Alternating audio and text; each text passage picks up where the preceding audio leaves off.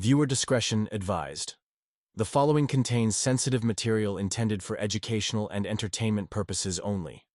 This is a verbatim account of federal courtroom testimony from the trial of Sean Diddy Combs, as reported by Inner City Press. The courtroom fell into a heavy silence as the judge called the next witness. All eyes turned to the back, where a familiar figure stepped forward. To everyone's shock, it was Usher Raymond, the Grammy-winning R&B star. But this wasn't about music. It wasn't about a label deal or a contract dispute. Usher was about to testify about what really happened behind the closed doors of Diddy's empire. For years, Usher had remained silent, smiling in interviews, avoiding difficult questions, and playing the industry game. But now, with Diddy facing federal charges of sex trafficking, coercion, and operating a criminal enterprise, Usher had decided it was time to speak the truth. A truth that, in his words, had been eating him alive. His testimony began with a chilling memory. He was just 14 years old when his mother told him he'd be moving to New York to live under Diddy's mentorship. It was a deal arranged by music executive L.A. Reid, who believed being around Diddy would accelerate Usher's rise in the industry. "I thought I was going to learn how to be a star," Usher told the court, his voice steady but tight. "What I saw instead were things no teenager should ever witness." He went on to describe Diddy's Midtown Manhattan penthouse.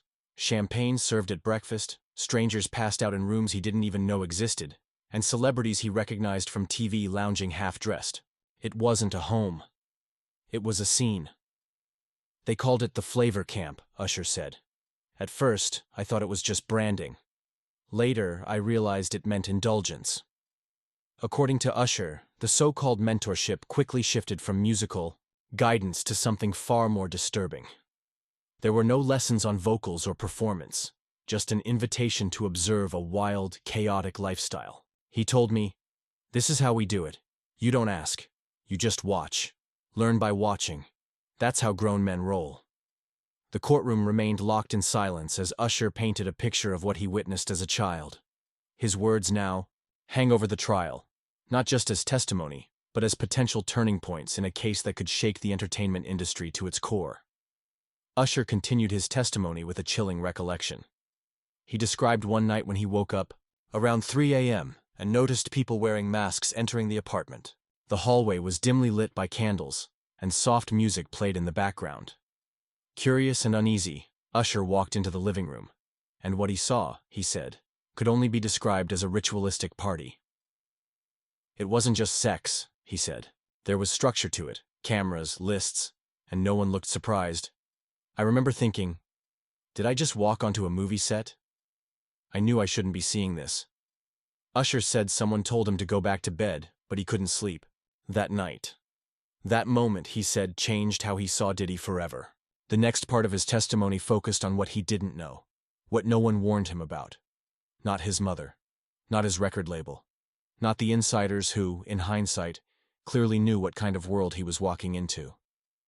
"People thought Diddy was eccentric," Usher explained, "but they didn't realize the power he had over people. Quiet, but absolute. If he didn't like you, your career stalled. If he did, your silence was part of the deal." Usher revealed that he wasn't the only one. There were other young artists just like him, lured in with promises of fame, but slowly drawn into Diddy's orbit, into something much darker than they ever expected. He didn't name names, not yet, but he hinted that others would come forward.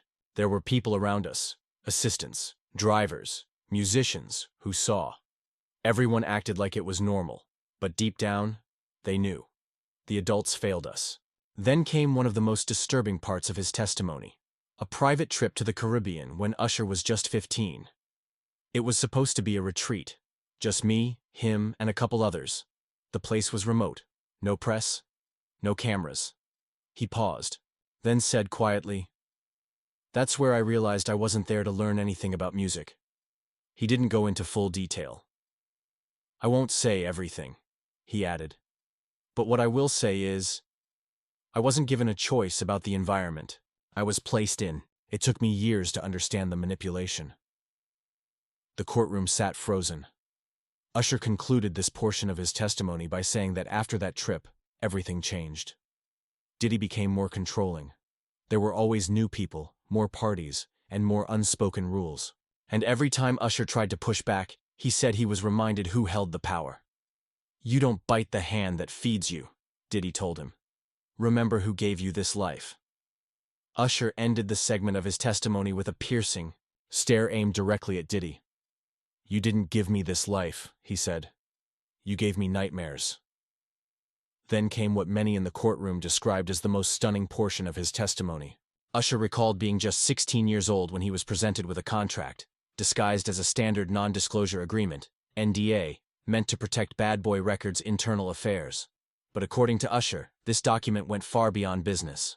It had specific language, he said, about private events and discretion. At the time, he didn't fully understand what he was signing. "I didn't even know what half the words meant," he admitted.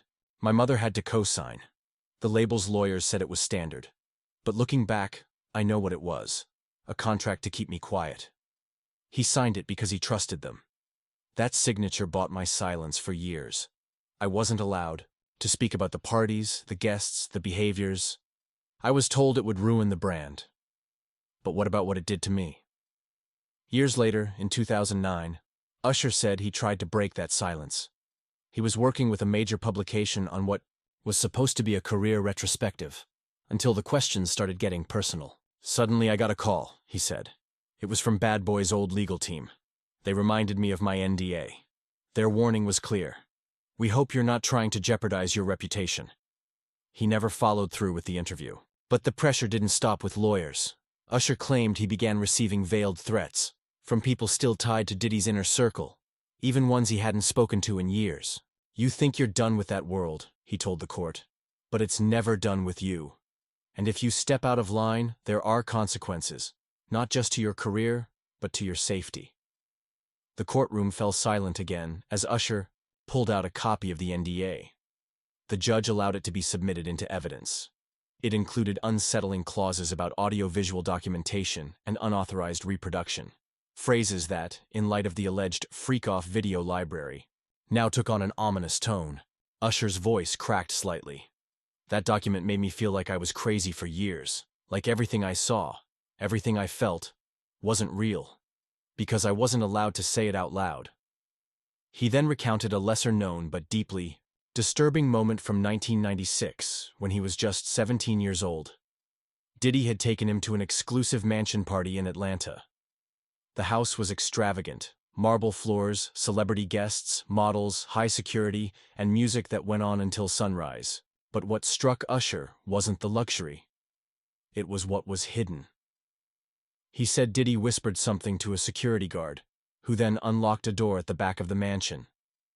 What Usher saw next would forever alter how he viewed the man he once called a mentor. Usher described the moment he peeked through the open door at the mansion party. "You're not ready for that yet," Diddy had said to him with a grin. But Usher looked anyway. "There were people in masks," he told the court. "That's all I'll say. I didn't even know what I was looking at." Then he said something that made the entire courtroom shift in their seats. "I think that night changed me," Usher admitted. "I saw things I still can't explain. I don't know if it was legal, but I know it wasn't right." He then pulled out photocopied pages from a personal journal, something he'd never shared publicly. He began writing the journal in 1998, initially to record lyrics and song ideas. But over time, it became much more. A vault of private memories and disturbing observations from his years around Diddy. One entry dated March 1999 read, "Had dinner with Diddy and 3 execs I didn't know. They kept talking about loyalty. Said, loyalty keeps you on tour, honesty puts you back home." Diddy laughed. Another entry, from October 2000, described a night he chose not to attend. "Too many secrets. Too many masks. Diddy says it's just the culture. I don't agree." "Did you ever tell anyone about these entries?" the prosecutor asked. Usher shook his head. "I was afraid of losing everything. I didn't think anyone would believe me." When asked why he was coming forward now, his voice was firm. "Because I've lived with it long enough, and it's time the truth comes out." Usher then leaned into the microphone and shared a story he said he'd never told anyone, not even his closest friends. It was 1997. He was 18, Diddy had invited him to Miami to meet a powerful music investor, someone who, Diddy said, could fund Usher's first world tour and take his career to the next level. I thought it was about business, Usher explained. Diddy hyped it up like it was the biggest break of my life. He told me to dress up, look sharp, and be polite. But when Usher arrived at the penthouse suite at the Satai Hotel, the scene was far from what he expected. 3 older men were lounging in robes, sipping high-end champagne.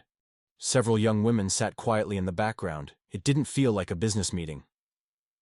One of them, Usher said, told me he was from overseas. He asked me, "Do you want to be remembered forever?" He wasn't talking about music, Usher added. He then revealed that Diddy left him alone with the men. I felt trapped, Usher said. They didn't touch me. But one of them put his hand on my shoulder and said, "You can stay, or you can leave. But you'll never get another invitation like this again." He left, and that's when things started to change. Usher said those words with a weight that hung in the courtroom air. He was referring to the moment he walked away from that Miami penthouse suite. After that night, he explained, everything in his career began to shift. He was suddenly removed from a major tour, and a prominent producer, someone who had long supported him, pulled out without explanation. "No one ever said it was because I left that suite," Usher told the court. But doors that had always been open suddenly shut. Weeks later, Usher testified. Diddy showed him a disturbing clip recorded on a handheld camera. He laughed while it played, Usher said. The video, according to Usher, featured another young artist, caught in a compromising situation. "He was doing something I know he wouldn't have agreed to, unless someone made him." The prosecutor asked plainly, "Did Diddy threaten you?" Usher paused. "He didn't have to," he replied. "The people around him did. They didn't use words. They used silence and exile." That, Usher said, was when he realized fame in Diddy's world wasn't about talent. It was about submission. That's how you stayed famous. As the courtroom dimmed slightly and cameras zoomed in on his face, Usher's tone shifted from testimony to confession. "This is the hardest part," he said softly, "because it's not about me anymore." He then turned to one of the most painful chapters in his story, Justin Bieber. Usher was instrumental in launching Bieber's career, acting as a mentor, a co-signer, even a protective older brother. "In the beginning, it was all good," Usher said. "I wanted to be the big brother I never had. But then Diddy entered the picture." According to Usher, Diddy began inviting Bieber, then just 15 years old, to parties. He used the same phrase he'd once used with Usher, flavor camp. "They were treating him like a grown man," Usher said, "and he was just a kid." Then came a night in 2011. Usher received a call from Bieber. "At first he didn't say anything," Usher recalled. "I just heard breathing. Then he said, 'I want to come home.'" Concerned, Usher and his team tried to track him down. But Bieber went silent for 2 days. When they finally met again, Usher said Bieber wouldn't look him in the eye. He just said, "It's fine, I'm good now." But he wasn't. That moment changed everything for Usher. He confronted Diddy directly. "What are you doing to these kids?" he asked. Diddy's response? He chuckled, and then said, "Same thing they did to me. It's how the game works." That was the last real conversation Usher had with Diddy. After that, I stepped back. I didn't want my name tied to it. But watching what happened to Justin, I couldn't stay silent anymore. Finally, Usher revealed something for the first time publicly. In 2018, he received a call from a blocked number. The voice on the other end said only one thing: "Tell him to keep his mouth shut, or we'll shut it for him." When asked who he believed was behind the anonymous threat in 2018, Usher looked directly at the defense table. "I think you know." Then came the most explosive revelation of his testimony, a night that had never been discussed publicly until now. According to Usher, the breaking point in his relationship with Diddy occurred during a private event in 2002, held at a secluded estate in the Hollywood Hills. It was billed as an industry gathering, a low-key party, nothing unusual. But what Usher saw that night, he said, changed the way he saw Diddy forever. He described the event as feeling less like a party and more like a rite of passage. The guests? Young artists and models, many of them under the impression they were being offered career-changing opportunities. Diddy had personally invited Usher, claiming he'd be meeting a renowned European producer. But when Usher arrived, there were no producers, no executives, just dim lights, security stationed at every entrance, and an undeniable sense of secrecy. Phones were confiscated at the door. Guests were presented with NDAs, non-disclosure agreements, that Usher said were filled with aggressive, unusually binding language. The vibe was wrong, he told the court, his voice breaking for the first time. There were people there who weren't artists, they weren't executives. I realized they were just observers. Usher testified that he recognized several well-known celebrities, some who have never been publicly linked to Diddy, though he refused to name them. Instead, he hinted, if this trial continues, others will come forward. The most disturbing part of that night came when Usher tried to leave early. He was stopped by an unfamiliar man and escorted to a side room, where Diddy was seated, alone. According to Usher, Diddy looked him in the eye and said, "You're not ready yet. You still think this is about music. This is bigger than that." Usher said he left that night and never attended another Diddy-hosted party again. His testimony then shifted from the personal to the professional, exposing Diddy's exploitative business practices across his label, Bad Boy Records. For the first time, Usher presented internal emails and contract drafts. They revealed that, as a teenager, he had signed a development deal locking him into 5 albums and giving away the rights to his masters, until the age of 35. "I didn't know what I was signing," Usher admitted. "I just wanted to sing." He alleged that many other bad boy artists were trapped in similar contracts, mentioning names like Carl Thomas, Total Black Rob, and the late Craig Mack. Usher claimed Diddy had a pattern, pulling artists in with promises of mentorship, success, and fame, only to discard them once they were no longer useful or obedient. He even revealed that a private accountant had once sent him a detailed royalty report, showing that he had missed out on over $3 million in earnings. When he brought the issue to Diddy, Usher said the mogul laughed and told him, "If you knew what was really owed to you, you wouldn't sleep at night." Court documents revealed even more beneath the surface. Several artists, it turns out, had accepted settlement deals in silence, some receiving only small payments, just enough to regain the rights to perform their own songs, or even just use their names again. One of the biggest revelations came when Usher disclosed that in 2011, he tried to organize a secret meeting with other artists who had similar grievances against Diddy. The goal? To finally speak openly and hold the industry accountable. But the meeting never happened. Someone tipped Diddy off. Even more damning was Usher's account of a moment that haunted him. He claimed to have once witnessed Diddy ordering the destruction of demo tapes and footage belonging to an artist who had threatened to go public. That artist, he's vanished from public life. I don't know where he is. Nobody does. But I remember his voice, and I remember that he was scared. The courtroom was still. No one spoke. In the final moments of his testimony, Usher broke down when asked why he hadn't come forward sooner. His answer was haunting. "Because I thought I owed him. I thought if I stayed silent, I could move on, and still be grateful. But you can't be grateful for a lie." He admitted that guilt consumed him for years, watching new young artists fall into the same trap he once did. But he didn't know how to help without destroying his own career. "It was always about leverage," he said, "and Diddy had all of it." Usher revealed that in 2016, around the time Diddy's infamous Drink Champs clip began recirculating, he made one final attempt to confront him privately. But he was blocked by Diddy's legal team. Then came a passage that would shake the courtroom. Usher described a never-before-seen journal entry written the night he walked away from Diddy's mentorship for good. "I survived Puffy. But did the kid in me survive? I still don't know." He then turned to face the judge, the jury, the victims watching online, and the younger generation of artists who idolize the very people now under scrutiny. "This isn't just about one man. It's about an entire system that told kids like me, be quiet, stay in line, don't question the hands that feed you.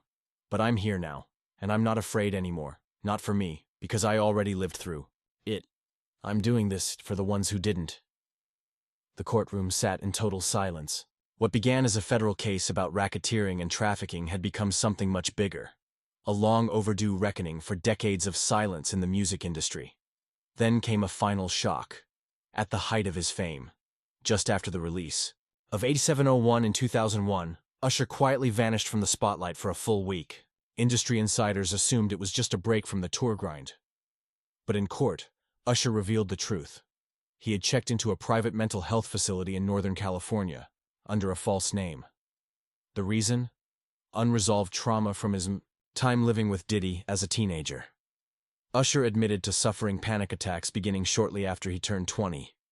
Triggers included things as small as flashing lights, tight crowds, or certain types of music. At first, he didn't understand the connection. But one night, while staying at a hotel in New York, ironically, a building that used to house one of Diddy's infamous parties, it all came rushing back. I walked into the hallway, and I smelled the same brand of candles he used to burn. My whole body froze. I started shaking. I couldn't breathe. That night, after the panic attack in the New York hotel hallway, Usher's team rushed him to a private mental health clinic. He stayed under observation for 5 days. What he shared with the in-house psychiatrist, he told the jury, was something he had never spoken about publicly. Not in interviews, not in memoirs, not even to close friends. I told him I saw things no kid should see. I lived in a world where power meant silence, and survival meant smiling through it. That house wasn't just a crash pad. It was a place where dreams were sold. But your soul was the price. The psychiatrist diagnosed Usher with PTSD, a revelation that stunned both the courtroom and the countless fans watching from afar. Usher testified that it took nearly 2 full years of therapy before he could even sleep through the night without nightmares. Though he never named others who might have endured the same trauma, he hinted that there were more. Other young artists who had once orbited Diddy's world and then simply disappeared from the public eye. I was lucky, Usher said. I had the money to get help, but some of the others didn't. He went quiet before listing what he knew. One overdosed, another attempted suicide, and a third? He just vanished. When asked why he kept all of this secret for more than 2 decades, Usher didn't hesitate. Because nobody would have believed me. In 2001, Puffy was untouchable, and I was just the kid with the voice. But now, the world is ready to listen. The courtroom sat in complete silence, not just because of the confession, but because of what it meant. That behind every platinum record, every Grammy speech, every sold-out show, there may have been a silent war, playing out in the mind of a young artist, just trying to survive. And now, after years of silence, Usher was speaking up, not just for himself, but for every voice that had been drowned out by the